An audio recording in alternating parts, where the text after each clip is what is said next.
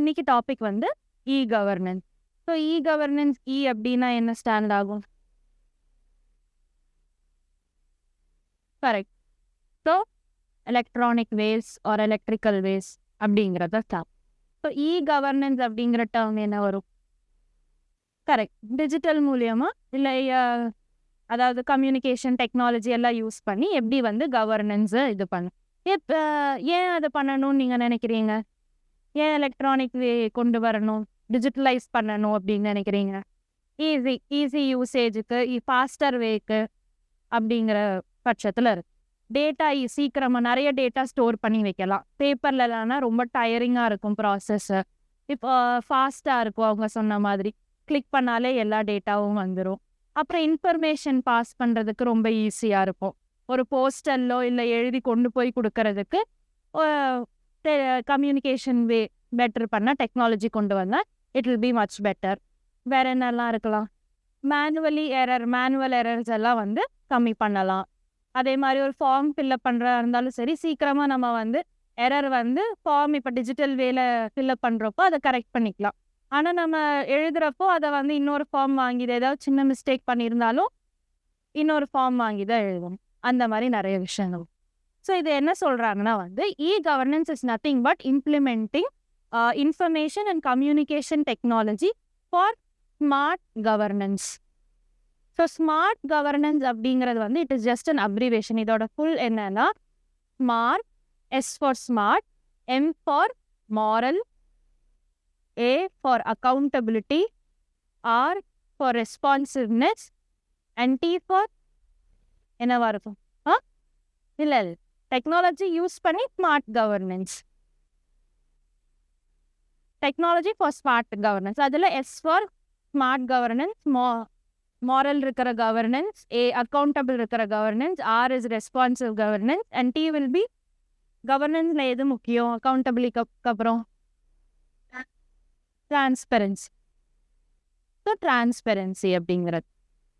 Okay, so definition எழுதிக்கோங்க. According to World Bank, E governance refers to the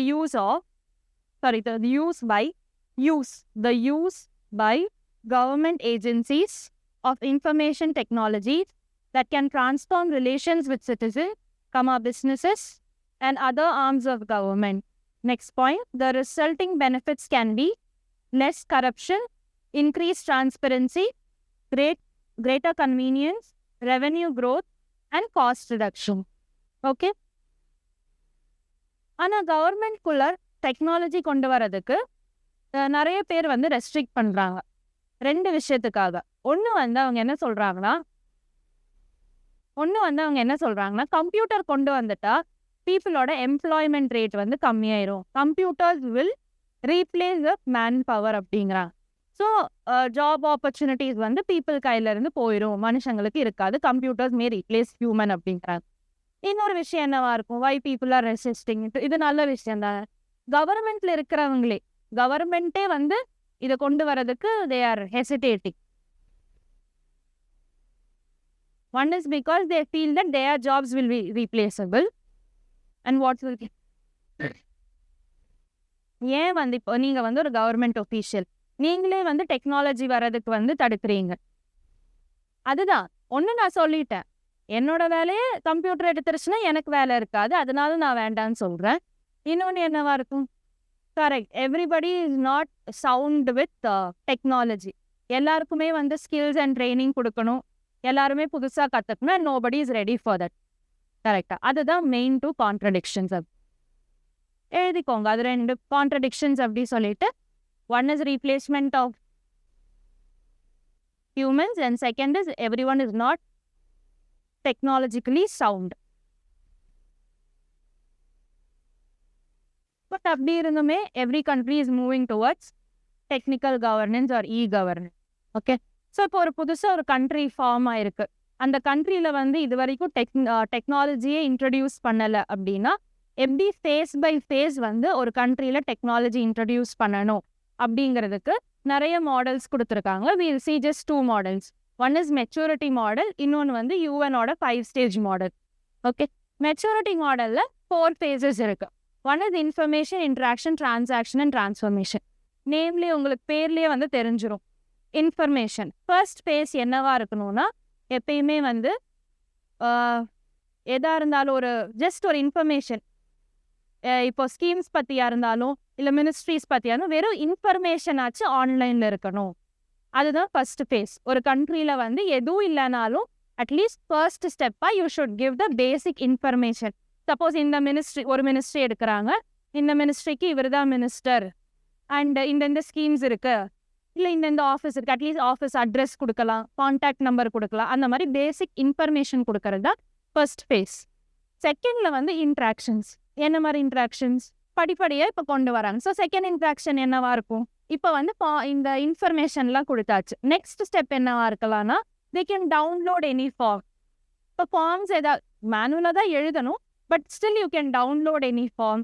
இல்லை உங்களுக்கு email எதுனா அனுப்பணும், அந்த மாதிரி விஷயங்கள், கிரீவன்ஸ் ஏதாவது இமெயில் சென்ட் பண்ணணும், ஹையர் அத்தாரிட்டிஸ் சென்ட் பண்ணணும், அந்த மாதிரி சின்ன சின்ன இன்ட்ராக்ஷன்ஸ் எல்லாம் வந்து செகண்ட் ஃபேஸில் கொண்டு வரலாம். இல்லை சர்ச் என்ஜின் மாதிரியோ எதுனா உங்களுக்கு ஸ்கீம்ஸ் பற்றி சர்ச் பண்ணணும், கூகுள் மாதிரி சின்னதாக கவர்மெண்ட்டே வந்து ஒரு சர்ச் என்ஜின் மாதிரி வச்சுக்கலாம். அதில் ஒன்று அட்லீஸ்ட் ஒன் ஸ்டாப் சொல்யூஷன், அதாவது ஒரு வெப்சைட்குள்ளே போனால் அதில் சர்ச் பண்ணால் எல்லா டீட்டெயில்ஸும் வர மாதிரி. அந்த மாதிரி பேசிக் இன்ட்ராக்ஷன்ஸ் வந்து செகண்ட் ஃபேஸில் கொண்டு வரலாம். Third phase is transaction. Online இந்த செகண்ட் ஃபேஸில் மோஸ்ட் இம்பார்ட்டன்ட் என்னன்னா, whatever maybe the downloaded form or anything at the end நீங்கள் ஆஃபீஸுக்கு தான் போகணும். அந்த மாதிரி இருக்கிற ஃபேஸ் த செகண்ட். தேர்டில் வந்து நீங்கள் ஆஃபீஸ்க்கெல்லாம் போக வேண்டாம். இப்போ நீங்கள் காசு எல்லாம் கட்டணும், ஏதாவது எலக்ட்ரிசிட்டி பில் பே பண்ணணும், இல்லை வாட்டர் டேக்ஸ் கட்டணும், டாக்ஸஸ் எதுனா கட்டணும், அந்த மாதிரி இருந்தால் you can do in third phase. That is the transaction phase. இந்த ஃபேஸ் தான் வந்து இருக்கிறதுலே மோஸ்ட் காம்ப்ளெக்ஸ் ஃபேஸ். ஏன் compared to all the three phases still now this is the most complex phase. Why do you think it is complex? Very good. Security reasons. Next. Yeah, okay. All that security reasons or hackings, fraudulencies, அதெல்லாம் நிறைய நடக்கிறதுக்கு third ஃபேஸில் ஜாஸ்தியாக இருக்கும். வேறு என்னெல்லாம் இருக்கும்? Okay, trust issues இருக்கலாம். இதில் வந்து ஜெனுவினிட்டி தெரியறது கஷ்டம். லைக் வந்து இப்போ நம்ம ஏதாவது லீகல் நம்மளோட டாக்குமெண்ட்ஸை வேற ஒருத்தங்க வந்து ஓனர்ஷிப் எடுக்கிறதோ, இல்லை நம்மளோட ப்ராப்பர்ட்டிக்கு இல்லைங்க இது எங்களோட ப்ராப்பர்ட்டி தான் அப்படின்னு சொல்கிறதுக்கு ஒரு வேலிடிட்டி இல்லாத மாதிரி இருக்கலாம். ஸோ அது ரொம்ப காம்ப்ளெக்ஸ். மெயின்டைன் பண்ணுறதுக்கு இது ரொம்ப காம்ப்ளெக்ஸ். நீங்கள் சொன்ன மாதிரி சைபர் அட்டாக்ஸ் இல்லாமல் பார்க்கணும், இல்லை எதுனா வைரஸ் அந்த மாதிரி பேக்கப் ரொம்ப தேவைப்படும். So most of the countries are stuck in transaction phase itself. இதுக்கப்புறம் வேற என்ன இருக்கும்? Transformation phase. டிரான்ஸ்ஃபர்மேஷன் ஃபேஸ்னா complete back and front and எல்லாம் ப்ராப்பராக எல்லாமே வந்து டிஜிட்டலாக இருக்கணும். லைக் யாருமே ஆஃபீஸ்க்கே போக தேவையில்லை, மேனுவலாக ஃபிசிக்கலாக போய் நின்று எதுவும் பண்ணாத ஃபேஸ் தான் வந்து transformation phase. And I don't think no country has achieved it. இல்லையா? எந்த கண்ட்ரியில் நீங்கள் எதுவுமே மேனுவலாக அங்கே போய் நிற்காம என்ன, மேபி கோவிட் டைமில் அது நடந்திருக்கலாமே தவிர இப்போ இருக்கிற சிச்சுவேஷனில் அப்படி இல்லை. That's all. இதுதான் இந்த 4 phases. இந்த மாதிரி எழுதிட்டு எல்லாத்துக்கும் ஒரு 2 பாயிண்ட்ஸ் எழுதிக்கோங்க. இந்த மாதிரி ஒரு சார்ட் போடுறீங்கன்னா போட்டுக்கோங்க, இல்லை கிராஃப் மாதிரி போடுறா இருந்தால் போட்டுக்கோங்க. And phase by phase the complexity only gets increase. Complexity increases and also citizen value also இது வந்து ஒரு model. This is a maturity model. Next is யூஎனோட 5-stage model for e governance. This is very similar to the previous model, maturity model தான். ஆனால் இதில் மோர் எலாபரேட்டாக steps கொடுத்துருப்பாங்க. First emerging அப்படின்னா இப்போ தான் புதுசாக சும்மா just you are making sure that ஆன்லைனில் உங்கள் ப்ரெசன்ஸ் இருக்குது. மேபி சும்மா ஒரு கவர்மெண்ட் ஆஃப் இந்தியா அப்படிங்கிற ஒரே ஒரு போர்ட்டல் வச்சுருக்கலாம். அந்த போர்ட்டல்லேருந்து வேறு போர்ட்டலுக்கும் போக முடியாது, எதுவும் பண்ண முடியாது. ஜஸ்ட் ஒரு ஸ்டாட்டிக்கான இன்ஃபர்மேஷன் மட்டும், மேபி பிரைம் மினிஸ்டர் யார், பிரசிடென்ட் யார், சும்மா ஹெட் யார், அவ்வளோ மட்டும்தான் கொடுத்துருப்பாங்க. பெருசாக இன்ஃபர்மேஷன் ஜஸ்ட் பீயிங் ஆன்லைன், அவ்வளோதான். நீங்கள் ஒரு ஆன்லைன் பிளாட்ஃபார்மில் இருக்கீங்க அப்படிங்கிறது. என்ஹான்ஸ்டு அப்படின்னா enhanced similar to the first step, அதாவது இன்ஃபர்மேஷன் கொடுக்கறது. எல்லா இன்ஃபர்மேஷனும் அந்த இன்ஃபர்மேஷன் ஸ்டெப் இருக்கு இல்லையா, அதுவும் இந்த என்ஹான்ஸ் ஸ்டெப்பும் சிமிலர்.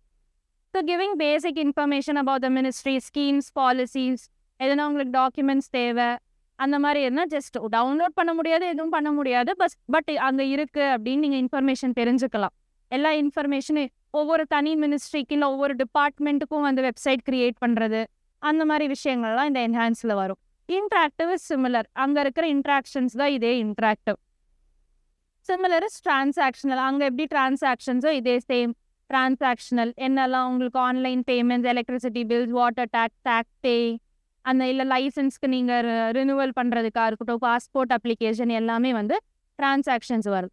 இந்த கனெக்டட் மட்டும்தான் இதில் வந்து கொஞ்சம் கூட எலாபரேட்டாக கொடுத்துருப்பாங்க. என்னென்ன கனெக்ஷன்ஸ் இருக்கணும், ஒரு கம்ப்ளீட்டான ஒரு கவர்னன்ஸ் ப்ராப்பராக டிஜிட்டல் வேலை இருக்கணும்னா என்னெல்லாம் கனெக்ஷன்ஸ் இருக்கணும் அப்படின்னு சொல்லியிருப்பாங்க. Horizontal connections is nothing but government to government. அதாவது இப்படி ஹொரிசாண்டல் ஒரு டிஸ்ட்ரிக்ட் கலெக்டர்கிட்ட இருந்து இன்னொரு டிஸ்ட்ரிக்ட் கலெக்டர் சமநிலையில் இருக்கிறவங்க கனெக்ட் ஆகிறது. ஒரு chief minister to another chief minister, அவங்களுக்கான டிஜிட்டல் கனெக்ஷன்ஸ் வந்து இருக்கணும் அப்படிங்கிறது. இதே வெர்டிக்கல் கனெக்ஷன்ஸ்னா சீஃப் மினிஸ்டர்ஸ் டு மினிஸ்டர்ஸ் அப்படின்னு வச்சுக்கோங்க. மேலேருந்து கீழே horizontal is like this. So ஒரு சீஃப் மினிஸ்டர் டு சீஃப் மினிஸ்டர்னு எக்ஸாம்பிள் வச்சுக்கோங்க. வெர்டிக்கல்னா வந்து சீஃப் மினிஸ்டர் டு மினிஸ்டர், கீழ் சப்பார்டினேட்ஸ்க்கு அவங்களுக்கு இருக்கிற கனெக்ஷன்ஸ், இல்லை மேலே அவங்களோட சுப்பீரியர்ஸ்க்கு இருக்கிற கனெக்ஷன்ஸ், அது அந்த மாதிரி வச்சுக்கலாம். Infrastructure connections. What do you think infrastructure connections will be? That is government and GNC is government and citizens. Infrastructure கனெக்ஷன்ஸ்னா ஒரு ப்ராப்ளம் நீங்கள் சொல்கிறீங்க, உங்களோட கிரீவன்ஸ் நீங்கள் சொல்கிறீங்க அப்படின்னா வந்து ஒரே ஒரு டிபார்ட்மெண்ட் மட்டும் சம்மந்தமாக இருக்காது. இட் வில் இன்வால்வ் நிறைய பேரை சம்மந்தப்பட்டதாக இருக்கட்டும். நிறைய டிபார்ட்மெண்ட்ஸில் வேறு ரேஞ்சில் மேபி வந்து இந்த டிஸ்ட்ரிக்டில் வந்து கலெக்டர் ரெஸ்பான்சிபிளாக இருக்கலாம். ஆனால் வேறு ஸ்டேட்டில் அது வேறு ஏதோ சப்பார்டினேட் ஆஃபீஸர் கனெக்டர் ஆகுது. தட் இஸ் இன்டர் ஆப்ரபிலிட்டி எல்லாமே. That should be proper. அதுதான் இன்ஃப்ராஸ்ட்ரக்சர் கனெக்ஷன்ஸ் அப்படிங்கிறது. புரிஞ்சுதா? Next is connections between GNC. GNC is nothing but government and citizens. Then connections among stakeholders. Who do you think are stakeholders? Business, private people, அதாவது private businesses, அவங்க வச்சிருக்கிறவங்க, NGOs வச்சிருக்கிறவங்க, நான் governmental organisations, இந்த people வெல்ஃபேருக்காக work பண்ணுறவங்க, மற்ற இதில் யாரெல்லாம் வரலையோ கவர்மெண்ட்டில் அவங்கெல்லாம் stack holders. If they have any role to play in governance, அவங்க எல்லாருமே வந்து connections among stakeholders.